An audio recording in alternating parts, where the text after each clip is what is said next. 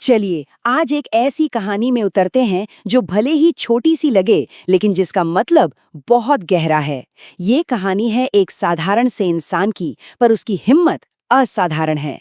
ये कहानी है उस संघर्ष की जो हमें तोड़ता भी है और हमें बनाता भी है, और उस जज्बे की जो किसी भी तूफान के सामने झुकने को तैयार नहीं।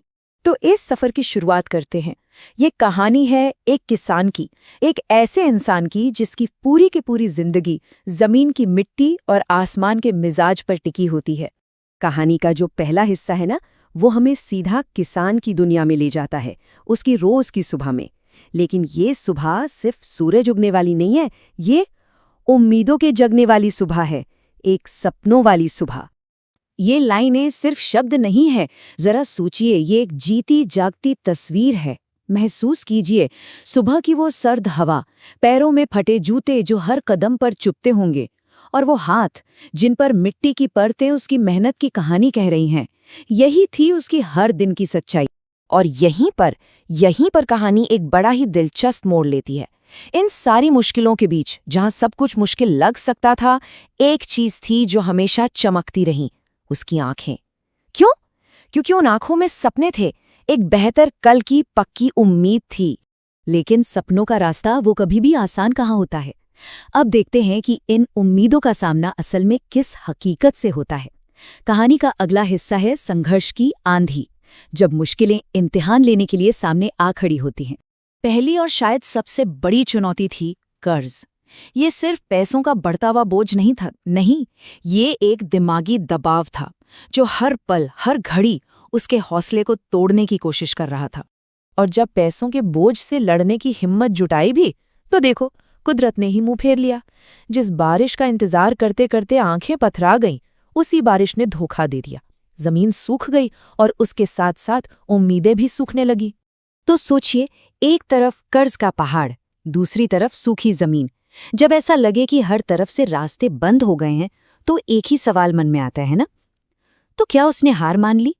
क्या उसके सपनों ने दम तोड़ दिया? और जवाब है नहीं।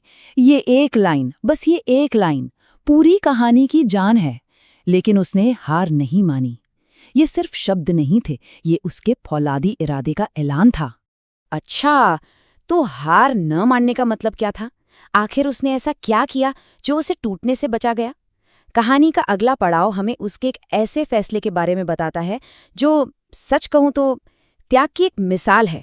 धरती की प्यास। इस एक लाइन में न त्याग की पूरी दास्तां छुपी है।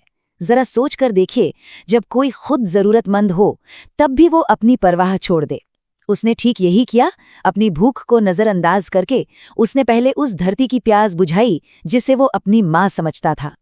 तो इस त्याग और इस बेहिसाब मेहनत का कोई फल मिला क्या?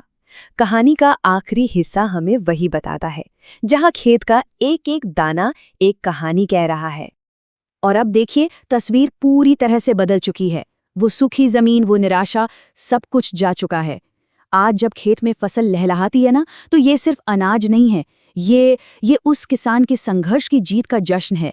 इस लहलहाती फसल का हर एक दाना खामोशी से एक कहानी सुनाता है, एक ऐसा पैगाम जो हर सुनने वाले के दिल में उतर जाता है। तो आखिर क्या कहता है वो दाना? किसान रोता नहीं, किसान सहता है।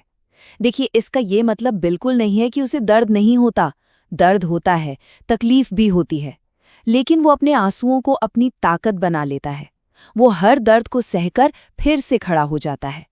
यही सहनशीलता, यही उसकी सबसे बड़ी दौलत है। तो आखिर में ये कहानी सिर्फ एक किसान की नहीं रह जाती, ये हम में से हर उस इंसान की कहानी बन जाती है जो अपनी जिंदगी में मुश्किलों का सामना कर रहा है। और ये हमें एक बहुत जरूरी सवाल के साथ छोड़ जाती है कि ये जो सहनशीलता है, ये हमें क्या सिखाती है? क्या हम भी अपनी जिंदगी की चुनौतियों में इस जज्बे को अपना सकते हैं?